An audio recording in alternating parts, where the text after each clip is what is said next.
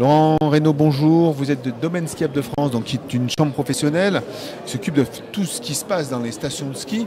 Alors, rappelez-nous un petit peu, parce qu'on s'était vu il y a 2 ans, déjà le contexte de DSF. Quel est le métier, quel est le rôle en fait de DSF en France? Eh bien, en station, vous avez une multitude d'acteurs, d'accord? Vous avez un domaine skiable, celui qui vous vend des forfaits, qui exploite des remontées mécaniques, qui exploite des pistes de ski. Et vous avez tout un tas d'autres acteurs, des écoles de ski, un office de tourisme, des commerçants, des hôteliers, des restaurateurs. Nous, on représente seulement l'opérateur de remontées mécaniques et de domaine skiable. Il y en a un peu plus de 200 entreprises de remontées mécaniques en France. Elles sont réparties sur tous les massifs, les Alpes, les Pyrénées, les Vosges, le Massif central, etc. Et elles ont toutes les mêmes métiers, faire monter des gens en sécurité sur des remontées mécaniques, télésièges, télécabines, téléskis, téléphériques, et puis faire descendre ces mêmes personnes sur des pistes sécurisées, balisées, entretenues, avec des pisteurs secouristes en cas de besoin si vous vous blessez. Donc nos métiers, c'est ça. On dénombre en France un peu plus de 200 entreprises de remontées mécaniques. La France est une des toutes premières destinations mondiales pour le ski, puisqu'on vend entre 50 et 55 millions de journées de ski chaque année, c'est-à-dire bien plus que la Suisse, bien plus que le Canada, plus que l'Autriche, et autant que les États-Unis avec qui on se dispute chaque année la première place. Nos missions, c'est créer les conditions favorables au développement, à la prospérité de la branche des remontées mécaniques et des domaines skiables. Ça va de la réglementation technique et de sécurité pour les remontées mécaniques, pour les pistes de ski, pour l'utilisation des produits de déclenchement d'avalanche, à la fiscalité, au droit public, à l'environnement bien sûr, et à la formation professionnelle et à la convention collective applicable au droit du travail dans la branche. Vous avez un petit travail de lobbying, j'imagine. Bien sûr, c'est le nom qu'on emploierait si on était en Amérique du Nord. C'est pas le mot qu'on prononce quand on est en France, mais c'est bien notre métier. Mais aussi l'organisation de la profession, formation, les métiers. La formation, la prospective, bien sûr. On est là aussi pour imaginer les stations de demain, anticiper les changements qui sont à l'œuvre, et nos stations sont en transition. Pour dire la vérité, elles sont en transition depuis leur existence. Le ski est un sport relativement jeune. Beaucoup de stations ont 70 ans, 60, 70 ans, 80 ans parfois, 100 ans pour les plus anciennes, mais finalement ça reste une industrie assez jeune et qui s'est hissée au premier rang mondial, qui fait vivre à peu près 120 000 personnes en France et qui pèse pour 10% du tourisme français. La France est un très grand pays de tourisme. On a la Tour Eiffel, on a les plages évidemment, et on a aussi le Mont Blanc et les stations de ski. C'est 10% du tourisme français. Alors parlons de prospective, puisque le monde change, la montagne change, problématique d'enneigement, on voit qu'il y a des technologies qui permettent de suppléer un petit peu aux variations climatiques. On va parler plutôt de variations climatiques de plus en plus importantes dans les stations. On a vu au mois de décembre la plupart des stations qui un enneigement difficile au mois de décembre. Voilà, difficile. Donc quelle est la réflexion de DSF sur ces sujets-là, et où c'est qu'elle veut conduire les stations? Alors nous, notre responsabilité et la première richesse finalement qui est créée en station, c'est l'emploi. Donc on est là pour rendre possible, permettre de s'exprimer toutes les activités en station. Il faut bien voir qu'en station, lorsque le domaine skiable est fermé, quelque part c'est un peu la station malgré tout qui est fermée, puisque aucun moniteur de ski, aucun loueur de ski, etc. ne peut fonctionner. Notre responsabilité, elle va donc à nos 18 000 salariés, ceux qu'on emploie directement, les pisteurs secouristes, les conducteurs de remontées mécaniques, mais plus largement à ces 120 000 personnes qui, en station, vont vivre et vont dépendre directement de l'ouverture du domaine skiable. Si on n'est pas en capacité de proposer un domaine skiable ouvert depuis le mois de décembre jusqu'à la fin de la saison au printemps, eh bien, c'est la saison qui se réduit, c'est la durée des contrats de travail qui se réduit, et c'est l'ensemble de l'écosystème qui se fragilise. Donc notre responsabilité, c'est de proposer un domaine skiable au moins partiellement ouvert, et bien sûr proposer du plaisir, proposer de la glisse, qui est l'attractivité principale de la station, l'hiver en tout cas. On pourrait parler de l'été aussi, mais l'hiver, il est évident que si on vient en station, on y vient directement ou indirectement parce qu'il y a du ski. Donc notre responsabilité, c'est celle-là, et on l'assume. Et pour le faire, eh bien, on se dote d'un certain nombre de savoir-faire, d'un certain nombre de techniques aussi, la préparation des pistes, la fabrication d'une sous-couche de neige de culture, le damage toutes les nuits. Tout ça pour maximiser d'abord le plaisir pour la clientèle, parce qu'on est là pour ça. On est un métier de tourisme, il faut donc que ça plaise, il faut que l'expérience soit unique, l'expérience qui est vécue et l'histoire qu'on raconte lorsqu'on est sur de domaine skiable. Et ensuite, pour garantir ses emplois chez l'ensemble des partenaires de la station. Alors on sait qu'effectivement les domaines sont le cœur de l'économie d'une station.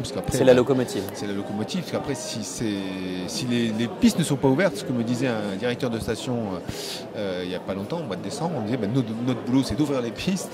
On sait très bien que la station dans son ensemble ne va pas fonctionner, l'hôtellerie, vous disiez, restauration est fermée. Est-ce qu'on peut faire autrement? Alors c'est une bonne question. On cherche pour l'été, on cherche pour l'hiver, on appelle ça la diversification. Elle est nécessaire, elle est utile. La conclusion à ce stade à laquelle on est parvenu, et en ayant essayé des quantités d'engins avec 4 roues ou plus, des trottinettes, des Valcartes, tout ce que vous pouvez imaginer, c'est que le ski reste le socle de l'activité et qu'en dehors du ski, point de salut.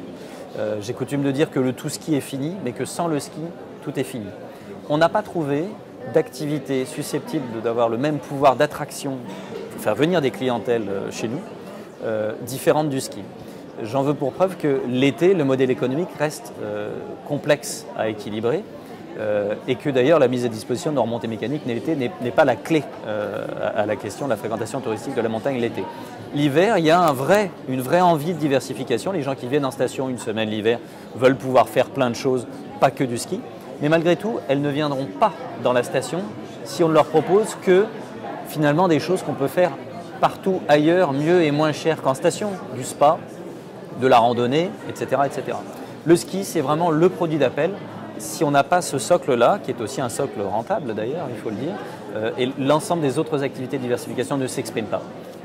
Enfin, on critique parfois, je dirais, les stations de ski et on dit que c'est des jusqu'au-boutistes, parce qu'aujourd'hui on a quand même des machines qui peuvent travailler dans le positif pour faire de la neige, des neigeurs.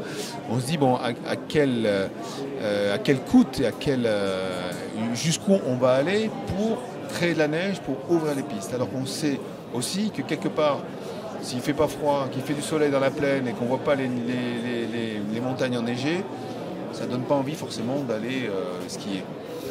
Moi, je pense qu'au lieu de regretter qu'on n'ait pas un autre produit en plus du ski pour attirer des clientèles touristiques en station, on ferait mieux de se féliciter d'avoir le climat, la topographie, la nivologie dont on bénéficie en France. C'est tout à fait unique.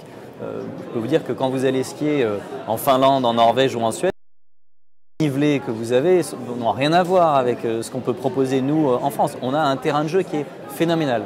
On a beaucoup d'atouts encore à exploiter.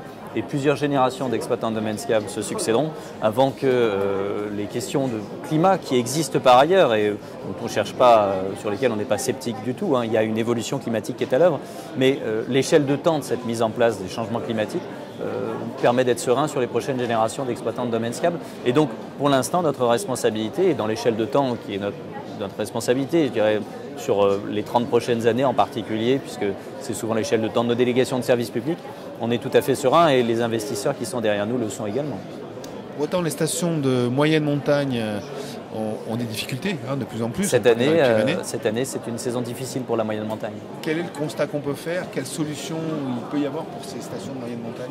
Alors d'abord, je dirais que certes, la saison en moyenne montagne est une saison difficile, mais compte tenu des chutes de neige qu'on a eues, il faut aussi se féliciter d'être parvenu à proposer un tel espace ouvert au ski et constater aussi, prendre la mesure de l'engouement qu'il y a eu pour le ski cette saison.